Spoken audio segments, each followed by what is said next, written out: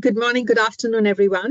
Very warm welcome to you all. My name is Namita Datta, and I am program head of a global program based at the World Bank that's called Solutions for Youth Employment.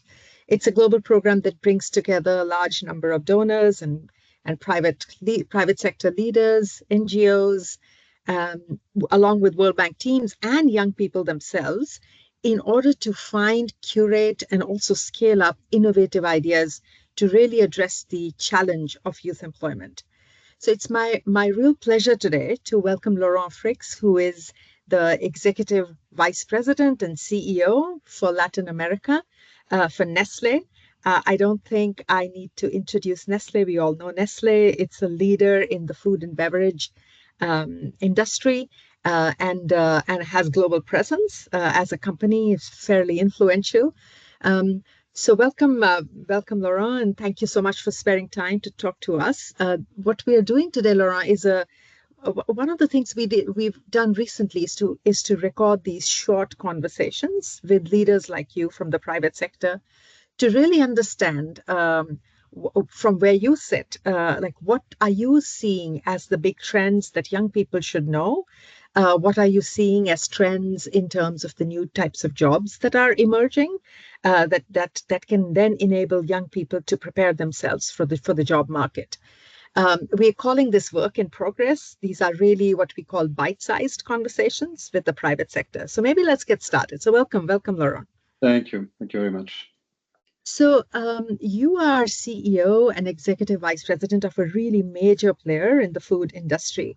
So from where you sit, Laurent, what do you think? What are you seeing as the big trends in the food and beverage sector in particular that are going to impact the emerging new jobs for young people as they transition from schools to and start looking for jobs? What is your sector witnessing from where you sit? So, yeah, it's a very, very central question, obviously. I will point out immediately on two very powerful trends changing everything around us, and I don't think it's specific to the food industry. In this respect, applies to every industry, but definitely impacts the food industry. One is the sustainability and the climate imperative, but you could put on top the management of the water resource, which is scarce, but so important for the food industry. 70% of the water used goes to grow agricultural raw material, for instance. So you see the connection. There is also the packaging element, circularity, recyclability is also an element very, very prevalent for our industry. And then also the tech skills. We are not necessarily a tech industry, but in a way, every industry should be a tech industry today and even more tomorrow. We know that automation, robotization is providing tremendous opportunities to be more agile, more flexible, to customize, and to provide efficiencies and effectiveness. We know the power of AI. It's not new. What is new is Gen AI, but we see that it becomes now more mainstream, more available. So how you leverage that depends on how skillful is your workforce. So I would say those are certainly two of the very, very powerful trends impacting our industry. We need green skills and we need tech skills to make it simple. Maybe one other dimension, again, not specific to our industry, what we witness is that, and COVID certainly helped see the world of work differently in more traditional industries, because in the gig areas, it was already prevailing. But this idea that in the past, people have had to go to the job, and that now the job can go to the people, is also a reality in our business. There are many activities that we perform from remote places. Even for managerial position, my head of HR for nutrition is based in Bogota and not in Switzerland with the rest of the team. So we are much more flexible now in the way we look at how we can leverage the talent and bringing the job to the people and not the people to the job. Especially that some of the talent will not be mobile. So it's important to recognize that and to be able to leverage the best talent wherever it comes from and wherever it is located. And that must mean that there's much more flexibility, not just for you as a company to hire talent from anywhere. You don't have to locate that person to your headquarters, for example. And Yeah. also, it means more flexibility to the workforce. Also, when you can work from anywhere. Yeah, That's very. Let's be clear. That doesn't mean that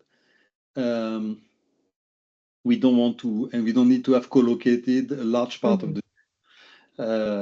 It's really really important. The social interactions, the informal connections also that built up when the teams are co-located. But it means that not all the team has to be necessarily co-located, and through the leverage of technology on the one hand, but also traveling from time to time, you can find a way to leverage the talent wherever it comes from. You mentioned some really important skills, and it seems like those are some really important trends, and those seem to be across a lot of sectors, not just in the food and beverage, as you rightly mentioned. And since you're a global company that has presence in not just the developed world, but also in a lot of low and middle income countries, when you hire people in low and middle income countries, what are some specific skills that you are in particular looking for? And also, what are some challenging kinds of skills? Like what you are, let's say you're advertising for a certain type of skill, but you're finding it hard to find the right talent, particularly in the low and middle income countries. Maybe the one thing that I didn't mention in terms of the trend is that we know today that skills have a shelf life, that they have to be updated constantly. New skills have to be learned, new knowledge has to be integrated. So this idea that, like in the past, you got your degree from technical schools or from university and you were trained forever and then it was on the job. This idea also is kind of gone. The people have to constantly refresh their knowledge, learn new skills, and the learning process is a lifelong journey. So it's certainly one of the key dimensions as well, that technology and the knowledge is progressing so fast, and new jobs that didn't exist in the past are becoming now mainstream, that really, really important to update permanently the workforce and have people who are eager to learn and skills we look for, and that understand that it's all about learning and they have to learn to learn. Middle-sized country or middle-income country or low-income country, one of the big strengths that we have is that we are a big name in everywhere we operate, and probably even more than in Europe or in the US. Nestlé would be an employer of choice. So we have this capacity to attract the best talent in those emerging countries. I can talk about Latin America, but I know that is the same in Asia and Africa. The best students, they are eager to work for Nestlé. Nestlé is an employer of choice, has good values, is an attractive employer. So the best talent, they want to work for Nestlé. It's not necessarily the case in everywhere in Europe or necessarily in the US, where the market might be more competitive or there are other attractive employers. So we have this chance that we can get the best. So if you look at the quality of our talents in the so-called emerging markets, let's take India, let's take the Philippines, Malaysia, Brazil, Mexico. Nigeria, South Africa. We have top-notch talent, really Mm, competitive globally on the global scene, very well educated, with appetite to learn, really eagerness to make an impact. So, if anything, we got, I would argue, probably even better talent from mm, those markets, and many can travel and are global in nature if they got that mobility.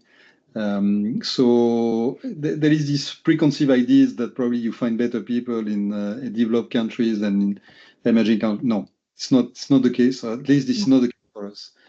And penetration of tech and green skills is not lagging so much as one could believe. So we really find the talent that we need, mm, and we have this opportunity that we can attract the best. And when you attract the best, the best talent in Mexico is globally competitive, or in Colombia, or in India. India, no need to mention it. There are so many Indian CEOs, global CEOs now. So everyone sees it, but it's really valid for any of the emerging countries, so-called emerging countries where we are operating. We got absolutely top-notch talent. mm. So which means that when you decide to enter a really difficult market, let's say a really low income country, as a company, you don't think at that time that the availability of human talent is going to be a big constraint. That seems like you're able to attract Yeah, uh, the right skills in whatever part of the world you go. yeah. Yeah, I think this is a matter of fact. So we're Mm, lucky us, and thanks to our reputation as an employer. And probably the question mark would be more in that case, that how much do we rely on expats at the start mm, to set the right working environment, the right culture, to bring the new talent on board, and how much we rely on the local talent. So it's always a balancing act.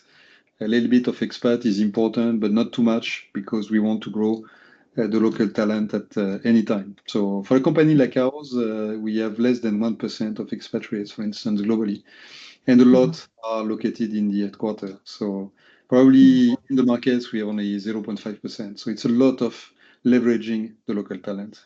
mm, mm. So one thing you mentioned, Laurent, just a few seconds ago was this concept of shelf life and this importance of for young people because the world is changing, technology is changing. You need people who are able to learn quickly on the job. Yeah. What that then means is that the responsibility of training and upskilling people is now no longer only with schools and colleges and education institutions or the government, but also with the private sector, because now you're on the job and you're going to learn on the job. So, which means then that there's a really important role for the private sector here to make sure the workforce is upskilled, and leaders like yours also then, the private sector needs to play a role then in terms of investing in human capital. So, what is your company, for example, doing? I mean, I know Nestle is really putting a lot of emphasis on the agenda of youth employment. So, could you share a little bit what you're doing as a company to invest in human capital? So it's a very, very central question. At the end of the day, what makes companies unique, of course, brands, intellectual property are very, very important, industrial assets. But what makes companies truly unique is their talent and culture. Mm, So for us, so important to have the right culture of sharing, learning, also respect for other cultures. So this idea of diversity and inclusion is very, very, mm, very core to us, not difficult to ingrain. Of course, we had to make some efforts in some areas, but it came quite naturally. mm, And if you look at our headquarters, we got probably 100 nationalities working, and it's never an issue who comes from. And we look at the talent, and we leverage again the talent wherever the talent may come from. So we have that feature. We believe indeed, and I believe that the private sector has a big role to play in the education from young age.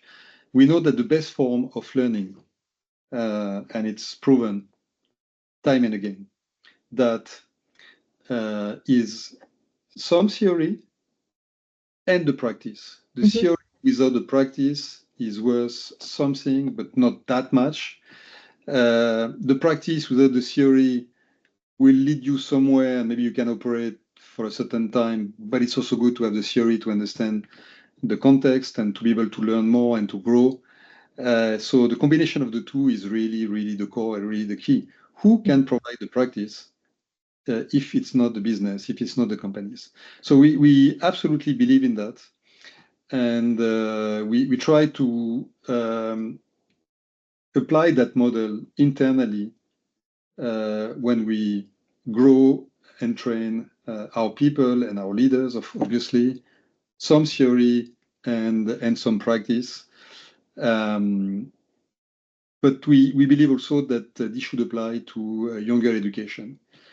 This is not the traditional model. The traditional model is that inherited from the past, and especially the European model, that you learn at school, on the bench of the school, then you learn at university, you will have a degree, and then you get to a job and you will be able to perform. We know that this is not the case, that if you just have a university degree without some experience connected to it first, nobody will employ you. You can come from the best university. If there is zero practical experience, your value on the market, in the marketplace, will be limited. So combining the two is absolutely essential. It's more obvious for the technical schools, obviously. And there as well, the model of apprenticeship is coming from the Middle Ages when craftsmen, they were taking on board one or more apprentices and they were teaching them the theory and the practice. And after years of practice, they could exercise their craftsmanship. This is the way the cathedrals and churches have been built across Europe, but so many things also happening. This model is absolutely timeless, is as relevant as ever, and we are trying to push it in every possible way. And there, of course, there is a responsibility of the business. I come back to that. Theory can be learned and taught on the benches of the schools at the university, but the practice has to be provided by the companies. So we realized that we knew it, but we realized that in the face of changing conditions, of a crisis, unemployment crisis, if we wanted to have an impact and help the youngsters make the bridge between education and employment, we should put emphasis there, and this is exactly what we did. When we launched our youth initiative, Global Youth Initiative 10 years ago, we decided to put emphasis on apprenticeship models and to develop and promote apprenticeship models globally as combining theory and practice, building up on the excellent Swiss case, but it's also prevailing in Germany and a large part of Europe now, and coming now as more and more popular everywhere. But that we could also help support the youngsters if apprenticeship models do not apply everywhere through traineeship, through any kind of practical experience that we could provide. We decided to add quickly also support to young entrepreneurs. They need also support. And we have experts and we have people eager to help and support, coach, mentor young entrepreneurs. We decided to help also young agripreneurs. We decided to team up with more businesses because if you want to make an impact at scale, we need more businesses. Collaborative action is really important. So this is how was born the Global Alliance for Youth, All for Youth, which will celebrate in 24 its 10th anniversary. And also we decided to provide very simple and practical help and support to youngsters that do not know how to write a CV, how to pass a job interview. I mean, things that for some are obvious because they learn it in the university or through family connections, but many do not know. And it's so simple, but so powerful if you can help support also in this respect. So we really put a lot of emphasis at helping youngsters make the bridge from education to employment in any possible form and shape. we decided that the business has to be part of the solution. We need to teach the skills that we need, and we need to prepare the next generation that will help us transform our business. Because this is where, the youngsters come into play big time. That if you think of sustainability, green skills, if you think about tech skills, affinity to youngsters and eagerness of youngsters to learn them and to practice them is much higher than the average of the population, because they are more sensitive to it. So they can be really part of the solution. And back to the apprenticeship model, the good thing for the ecosystem, for economies to have the private sector involved, is that instead of having the whole burden of the education model on governments, national, regional, local, the investment is shared between government that provide the theory. There is also private education, of course, but mostly, let's say, through public education, and then the business. And the beauty of it is that the business will provide apprenticeships or traineeships in areas where the business needs the skill. So it prepares people for jobs that they will need. So in this respect, also very, very virtuous. And in Swiss case, it's almost 100% of young apprentices will find a job. It's not the case from youngsters coming from the university, because they have decided on a career, not knowing if this career will be in high demand or not, if it will become obsolete, or if there will be a lot of competition, and so on and so forth. So, the model is really, really powerful if well applied. For the benefit of everyone, governments, because youngsters are taught skills that they will need, the business will need, business because they prepare people for jobs that they have and that they will need, youngsters because they have a guarantee that they will get a positive outcome, and the whole cost is shared between public and private. So I think it's a win-win-win in this respect, and a model to be really promoted and pushed. So there are solutions, and everything that engages the private sector in this, and provides practical experience to youngsters so that they are more employable, certainly making a big difference. Couldn't agree with you more. I mean, even as the World Bank, this is one of the things we really try and implement in different countries, which is a really strong dialogue and partnership between the public and the private, because it's a shared responsibility. But of course, there are not. That we need many more leaders like you, many more leaders like Nestle, who are doing the right thing and supporting youth. I mean, one of the problems in some of the developing countries when we interact with the private sector is that some of them do think that this is just a too high a cost for the private sector to bear, particularly for the smaller companies, the SMEs. And so that's always a challenge in terms of the capacity of the private sector. And of course, I've also heard in some of the discussions and roundtables we've had in several countries. I remember we were in Mozambique and talking to the private sector. And one of the things, I just suddenly remembered, one of the things they kept talking about was the fear of poaching. This issue of, okay, if I'm going to train and have a couple of apprentices, what prevents them from leaving my company? So is it like I've invested in a particular set of skills, and then the person becomes marketable and leaves? So there are all of these issues that, but couldn't agree with you more about trying to find models that really implement a public and private sector kind of partnership. I know that we are running out of time, but I'm really tempted to ask you one last question. What career advice, Laurent, would you give somebody young, somebody in, let's say, a very difficult or a remote part of Africa, somebody just beginning their career? What advice would you give them? To leverage as much as possible the technology, with smartphones, notebooks, whatever. And I know that it's not obvious for all, but they got the world accessible. So get access to technology, and try to find ways to leverage electronic platforms of all sorts that make possible to, if they are eager to stay. And I know that many of those who migrate would rather stay if they would find opportunities, to try to find opportunities leveraging technologies and leveraging what a global organization can offer. Um, because there are opportunities. Now, if they don't find, of course, they should try to find opportunities more regionally or globally.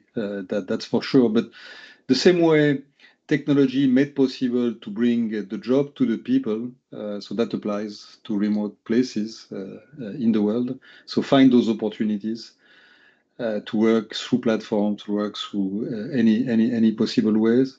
I think the world get accessible. I mean, the reverse is valid. Get accessible to anyone, anywhere.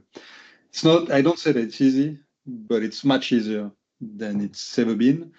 And those isolated countries, if they are, or remote places in the world, they are, if they don't have access to the 4G, the moment they have access to the 4G, everything, knowledge becomes accessible, business opportunities, global markets become accessible.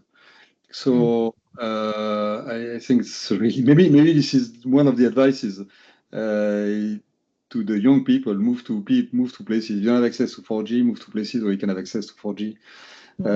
That exists. So yeah, hopefully that exists more and more. At the moment you get access, then you get access to the entire world. That's the way. And maybe because you didn't ask me the question, you made the comment to the company saying that it's a big cost to train and whatever. I think it's very, very short-sighted. It's a little bit like saying it's a big cost to invest. Yes, of course. Invest in human capital is a cost, but there is a return. So if you don't invest, the same in anything. If you don't invest, you will not get the return. You will not create value.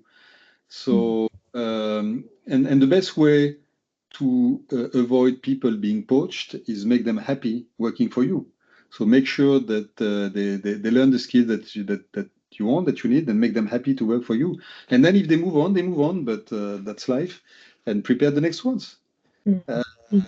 The cost is nothing. Honestly, the cost is a little bit of effort, but it's really rewarding to see how much committed and engaged they are. And I would tend to say that they are more loyal if they, if they have been trained, if they see that someone has made the effort, and if the job is interesting, why would they go?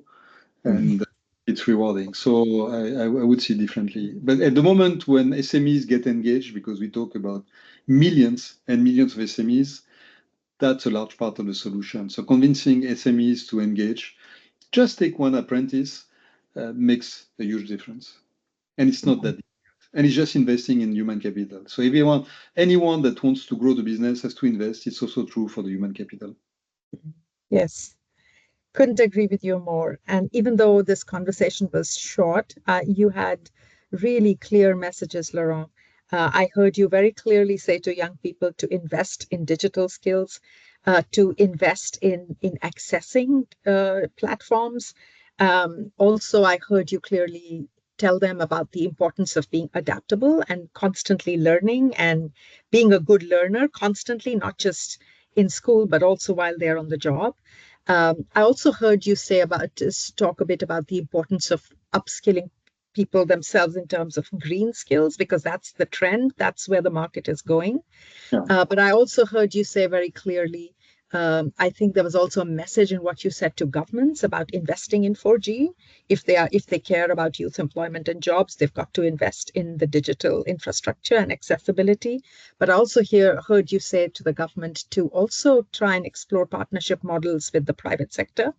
And then very, very nice message from you also to companies, big and small, to say that this is not just the good thing to do, but it's also good business to invest in young people, to invest in human capital, because your return is happy and loyal staff, happy and loyal workforce, which is good for business as well. So really it was short, but you had some really strong messages for several stakeholders. So really appreciate you spending your time, Laurent. Thank you very much. My Thank pleasure. you. Thank Thank you. you. Thank All you. the Have a best. good day. You too.